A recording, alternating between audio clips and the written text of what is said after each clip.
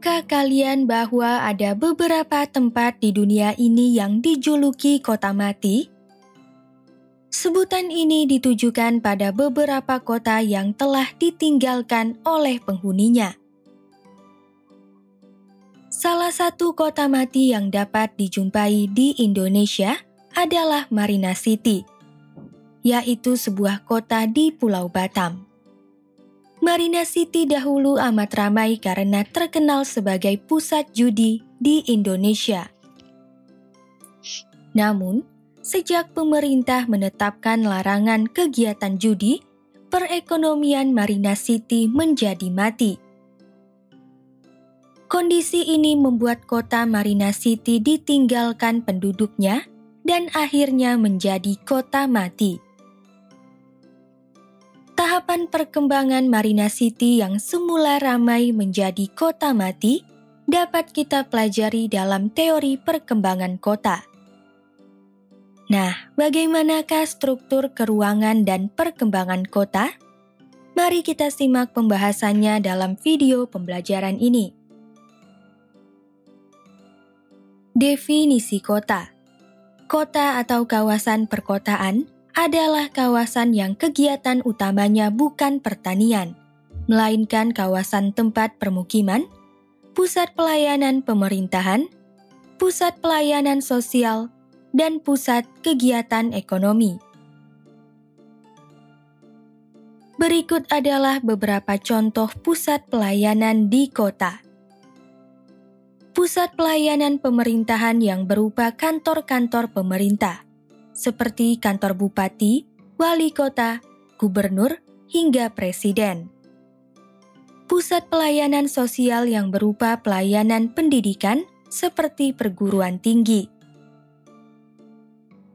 Pusat pelayanan sosial yang berupa pelayanan kesehatan, seperti rumah sakit. Pusat kegiatan ekonomi, seperti pasar induk dan pusat perbelanjaan. Ciri-ciri kota.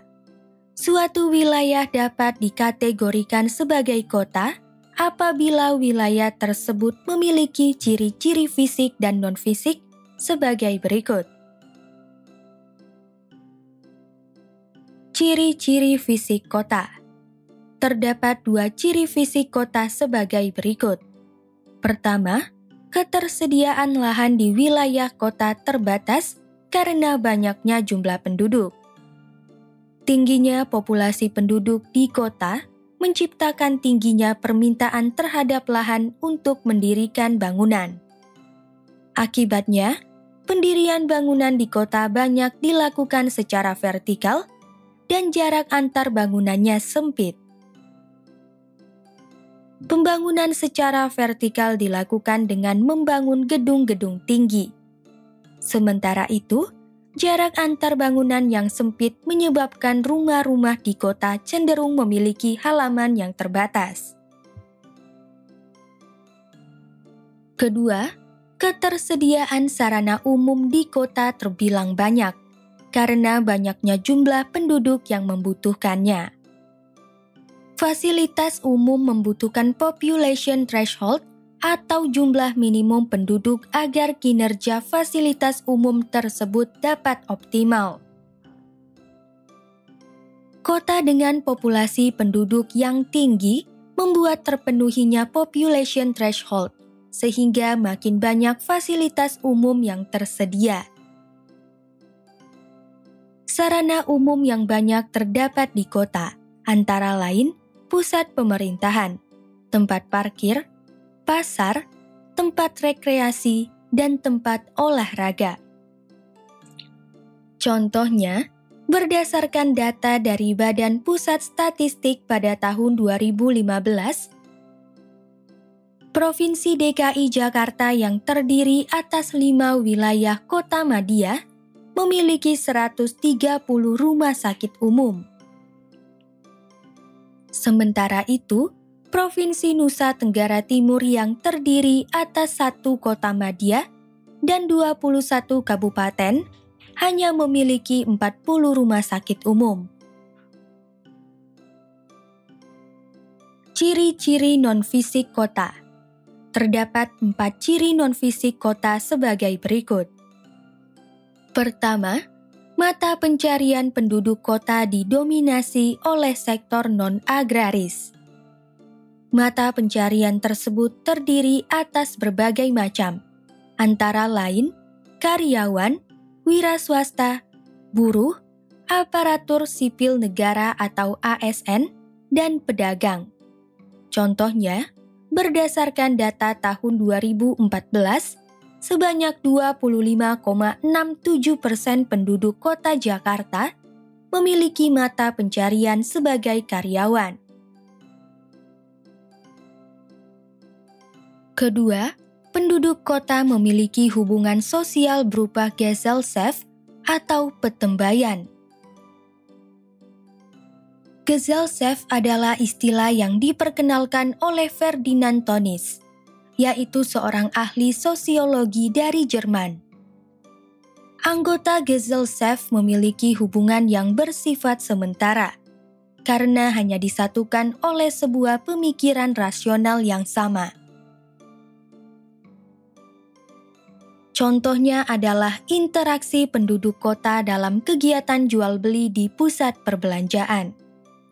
Dalam interaksi ini, pegawai toko bersikap ramah dan menawarkan bantuan kepada pembeli yang didasari rasionalitas, bahwa dengan bersikap ramah dan suka menolong, calon konsumen akan membeli barang dagangannya. Sikap ramah, tamah, dan suka menolong tersebut hanya dilakukan ketika pegawai sedang dalam jam kerjanya. Ketiga, penduduk kota kurang memegang teguh tradisi atau adat. Tradisi yang kurang dipegang teguh ini dilatar belakangi oleh heterogenitas penduduk kota yang terdiri atas beragam kalangan, yang berasal dari berbagai daerah dengan nilai kebudayaan yang berbeda-beda. Keempat, penduduk kota memiliki pandangan hidup yang lebih rasional.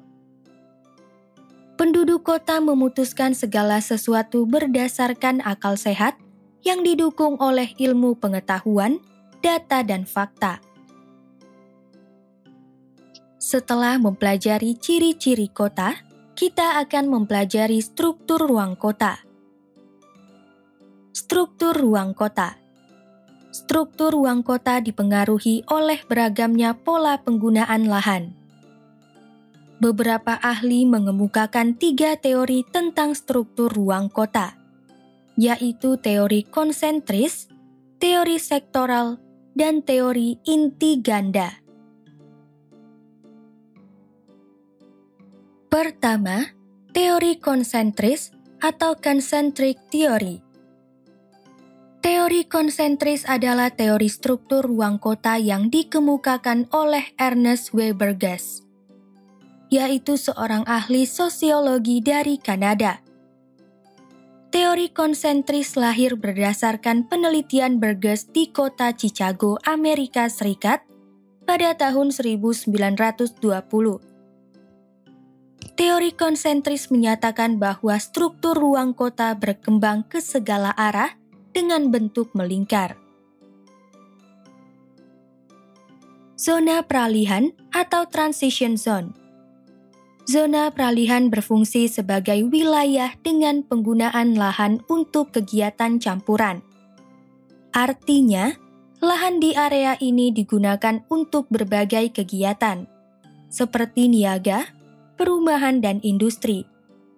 Penggunaan lahan untuk industri memanfaatkan letak zona peralihan yang dekat dengan pasar di CBD dan dekat dengan tenaga kerja di zona-zona permukiman. Zona permukiman kelas pekerja atau working class zone. Zona permukiman kelas pekerja berfungsi sebagai wilayah tempat tinggal para pekerja atau buruh. Kemudahan akses menuju tempat kerja merupakan faktor pendorong zona ini menjadi tempat bermukim para pekerja. Zona permukiman kelas menengah atau residential zone. Zona permukiman kelas menengah berfungsi sebagai wilayah tempat tinggal penduduk dengan perekonomian yang lebih baik dibandingkan pekerja. Zona ini terdiri atas tempat tinggal keluarga tunggal dan wilayah eksklusif terbatas dengan peruntukan penggunaan lahan sebagai permukiman. Zona komuter atau commuter zone. Zona komuter berfungsi sebagai tempat tinggal para komuter atau pelaju. Zona komuter membentang di luar batas kota dan tersusun atas daerah pinggiran atau kota satelit. Zona ini termasuk pengembangan kota. Kedua, teori sektoral atau sektor teori. Teori sektoral adalah teori struktur ruang kota yang dikemukakan oleh Homer Hoyt, yaitu seorang ahli ekonomi dari Amerika. Teori sektoral lahir berdasarkan penelitian yang dilakukan oleh Hoyt di kota Chicago, Amerika Serikat pada tahun 1930. Teori sektoral menyatakan bahwa struktur ruang kota berkembang dalam bentuk sektor-sektor dengan bentuk menyerupai irisan kue tar. Berdasarkan teori sektoral, struktur ruang kota dibagi menjadi 5 zona sebagai berikut. Daerah pusat kegiatan atau Central Business District atau CBD. Daerah pusat kegiatan atau CBD berfungsi sebagai pusat perniagaan, seperti perbankan, pertokoan, dan pasar. Daerah industri atau factory atau industri. Daerah industri berfungsi sebagai wilayah dengan penggunaan lahan untuk perindustrian yang didominasi pabrik. Namun, keberadaan daerah industri menimbulkan polusi, sehingga penduduk menginginkan permukiman yang letaknya makin jauh dari daerah industri. Akan tetapi, keinginan tersebut dibatasi oleh kondisi perekonomian penduduk yang terbebani biaya transportasi dari lokasi permukiman ke CBD. Dengan demikian, permukiman yang paling jauh dari daerah industri hanya mampu dihuni oleh penduduk kelas atas. Sementara itu, permukiman yang paling dekat dengan daerah industri dihuni oleh penduduk kelas bawah. Permukiman kelas bawah atau low class residential. Permukiman kelas bawah berfungsi sebagai wilayah tempat tinggal para penduduk dengan tingkat ekonomi lemah. Permukiman ini terletak di sekitar daerah industri dengan tingkat kepadatan penduduk yang tinggi. Permukiman kelas menengah atau middle class residential. Permukiman kelas menengah berfungsi sebagai wilayah tempat tinggal penduduk dengan tingkat ekonomi sedang. Wilayah permukiman kelas menengah ini paling besar di antara permukiman-permukiman kelas lainnya. Permukiman kelas atas atau high class residential. Permukiman kelas atas berfungsi sebagai lokasi tempat tinggal penduduk dengan tingkat ekonomi tinggi. Mereka mampu membayar ongkos yang cukup besar untuk melaju dari zona permukiman kelas atas menuju area CBD. Wilayah permukiman ini memanjang sampai ke daerah terluar dan terjauh dari pusat kota. Ketiga, teori inti ganda atau multiple nucleus theory. Teori inti ganda adalah teori struktur ruang kota yang dikemukakan oleh Couchy Harris dan Edward Ullman, yaitu dua orang ahli geografi dari Amerika. Teori inti ganda menyatakan bahwa struktur ruang kota berkembang secara bertahap. Awalnya, struktur ruang hanya berpusat pada pusat pertumbuhan utama. Akan tetapi, seiring berjalannya waktu muncul pusat-pusat pertumbuhan baru. Pusat pertumbuhan dalam teori inti ganda dapat berupa perguruan tinggi, kompleks industri, pusat perdagangan, bandar udara, pelabuhan, maupun terminal bus. Berdasarkan teori inti ganda, struktur ruang kota dibagi menjadi 9 zona sebagai berikut. Daerah pusat kegiatan atau Central Business District atau CBD. Daerah pusat kegiatan atau CBD berfungsi sebagai pusat aneka kegiatan perniagaan dengan berbagai kegiatan, seperti perbankan, pertokoan, dan pasar. Pada teori inti ganda, daerah pusat kegiatan berperan sebagai pusat pertumbuhan utama. Daerah grosir dan manufaktur ringan atau wholesale and light manufacturing. Daerah grosir dan manufaktur ringan berfungsi sebagai wilayah untuk kegiatan penjualan dalam jumlah banyak atau grosir, seperti grosir pakaian dan elektronik. Selain itu, di daerah ini juga terdapat manufaktur ringan, yaitu manufaktur yang hanya membutuhkan sedikit bahan mentah dan tidak memerlukan lahan yang luas seperti pabrik konveksi. Permukiman kelas bawah atau low class residential. Permukiman kelas bawah berfungsi sebagai wilayah tempat tinggal penduduk dengan tingkat ekonomi lemah. Contohnya adalah para pekerja di pabrik yang ingin menghemat ongkos pergi ke tempat kerja. Biaya tempat tinggal di wilayah ini terjangkau karena lingkungan tercemar polusi industri. Permukiman kelas menengah atau middle class residential. Permukiman kelas menengah berfungsi sebagai wilayah tempat tinggal penduduk dengan tingkat ekonomi sedang. Kawasan permukiman yang terbesar di antara permukiman-permukiman lainnya ini cenderung lebih diminati karena letaknya jauh dari industri dan polusi. Permukiman kelas atas atau high class residential. Permukiman kelas atas berfungsi sebagai wilayah tempat tinggal penduduk dengan tingkat ekonomi tinggi. Di wilayah ini terdapat koridor yang memanjang dari CBD ke pinggiran kota. Daerah manufaktur berat atau heavy manufacturing. Daerah manufaktur berat berfungsi sebagai lokasi pabrik industri atau manufaktur yang memproduksi produk bahan kimia, mesin industri, atau pengolahan minyak bumi. Daerah di luar CBD atau outlying Central Business District. Daerah di luar CBD menawarkan fungsi yang sama dengan CBD sebagai pusat perniagaan. Daerah di luar CBD akan berkompetisi dengan CBD untuk menarik penduduk agar menggunakan jasa di wilayahnya. Permukiman suburban atau residential suburban. Permukiman suburban berfungsi sebagai lahan yang diisi oleh rumah keluarga tunggal di pinggiran kota. Letak permukiman suburban tidak mengikuti pola permukiman yang telah ada.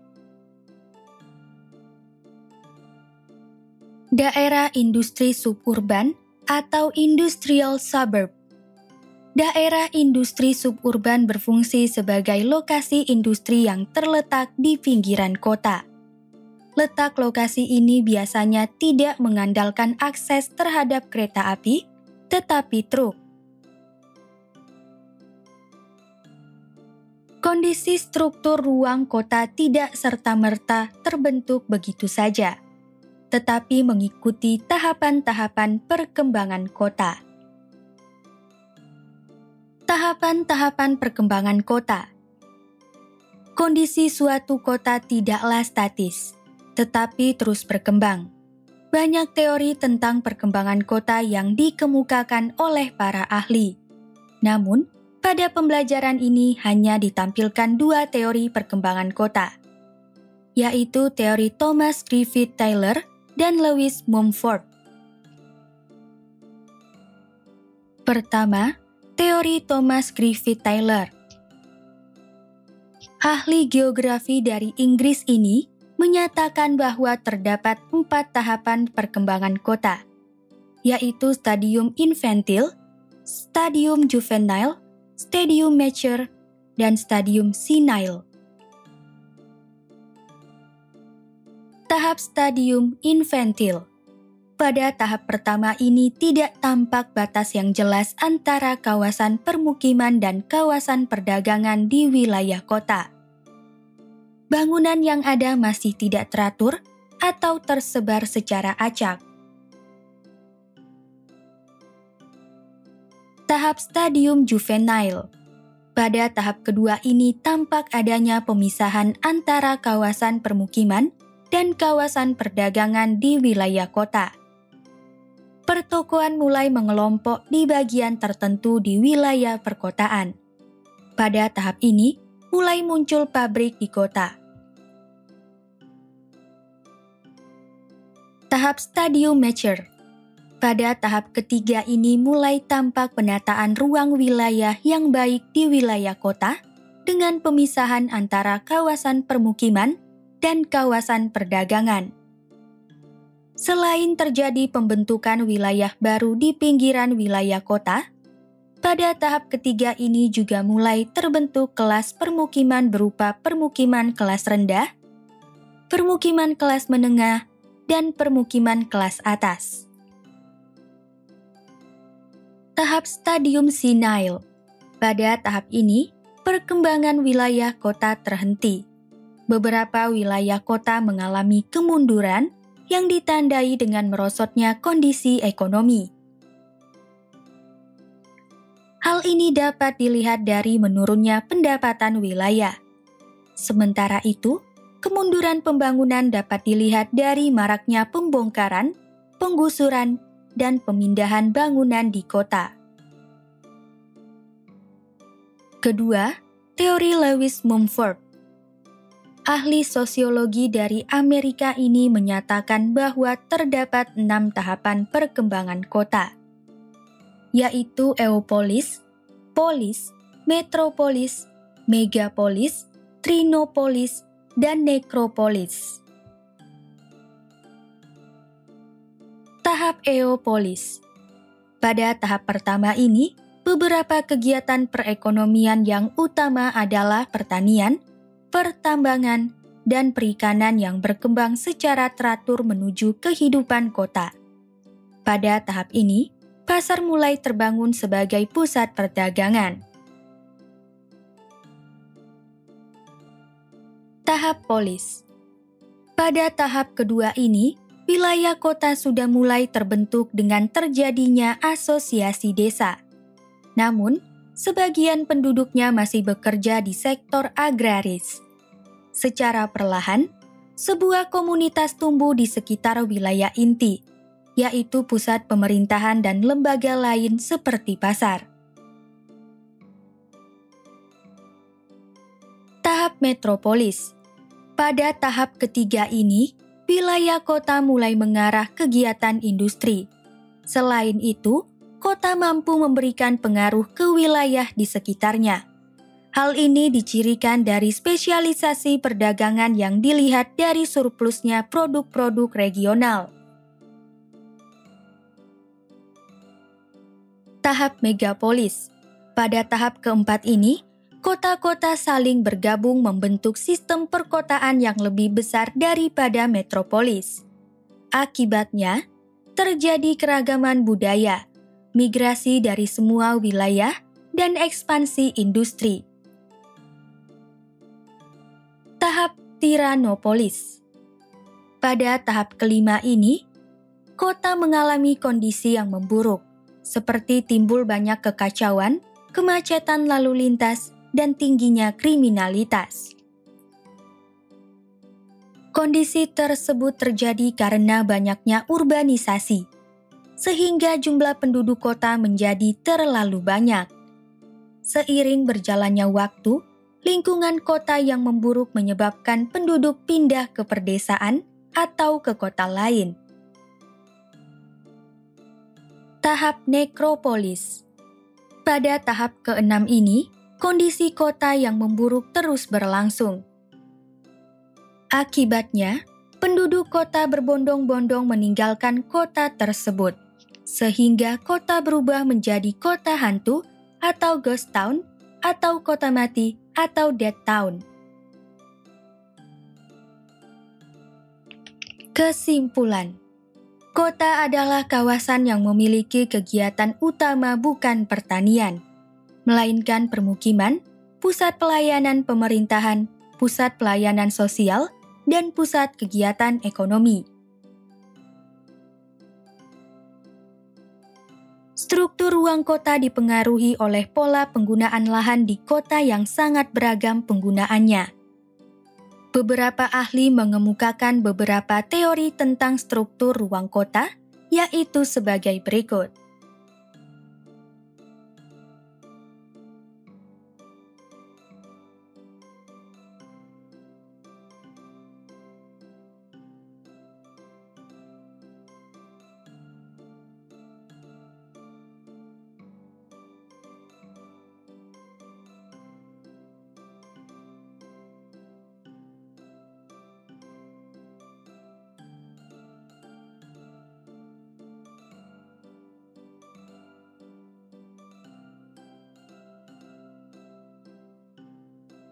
Kondisi suatu kota tidaklah statis, tetapi terus berkembang.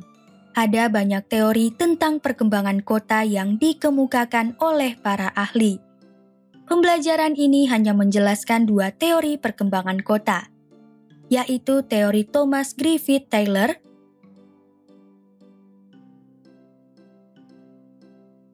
dan Louis Bumford.